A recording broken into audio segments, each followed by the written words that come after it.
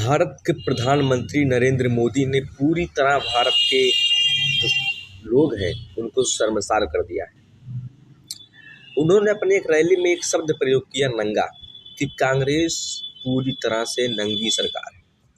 मैं पूछना चाहता हूं नरेंद्र मोदी जी से, आपने ट्रंप के साथ भारत के किसानों का समझौता किया, सौदा किया, घाटे का सौदा किया, नंगा कौन है? नंगा आप हैं, नंगा राहुल गांधी। दूसरी चीज, आपने जब चीनी सेना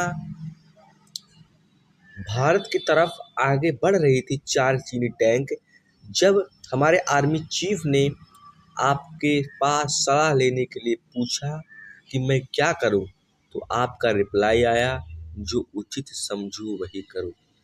आपने अकाउंटेबिलिटी नहीं ली।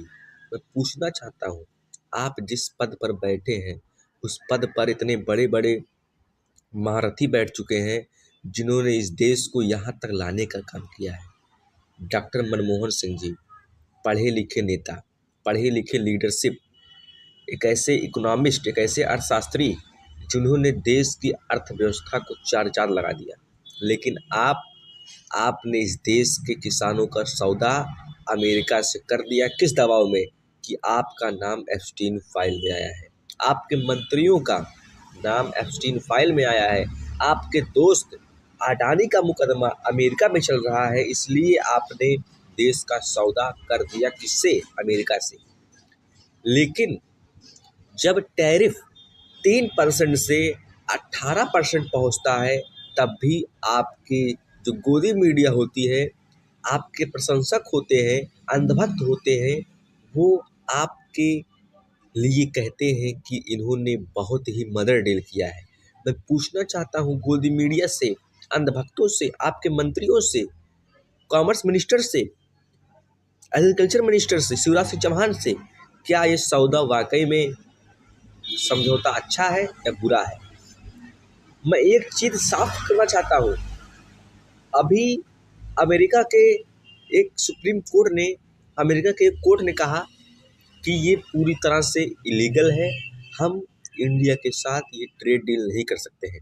लेकिन अमेरिका के सनकी और बौखला गए प्रेसिडेंट डोनाल्ड ट्रंप ने सभी को दरकिनार कर कर अपना एक पुराना लॉ ला कर दिखाया और टैरिफ 10% और इम्पोज कर दिया, जो कि बहुत ही घातक साबित होगा, जो कि हमारे लिए बहुत ही बुरा साबित होगा। हमारा देश का इकोनॉमी एक ऐसे गर्त में जाएगा, किसानों को ऐसी मार झेलनी पड़ेगी जिसका कोई वो नहीं।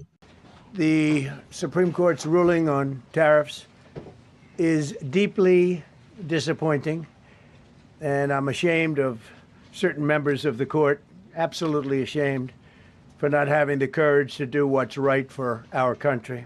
The good news is that there are methods, practices, statutes, and authorities, as recognized by the entire court in this terrible decision, and also as recognized by Congress, which they refer to, that are even stronger than the IEEPA tariffs available to me as President of the United States. Therefore, effective immediately, all national security tariffs under Section 232 and existing Section 301 tariffs, they're existing, they're there, remain in place, fully in place, and in full force and effect. Today, I will sign an order to impose a 10% global tariff under Section 122 over and above our normal tariffs already being charged.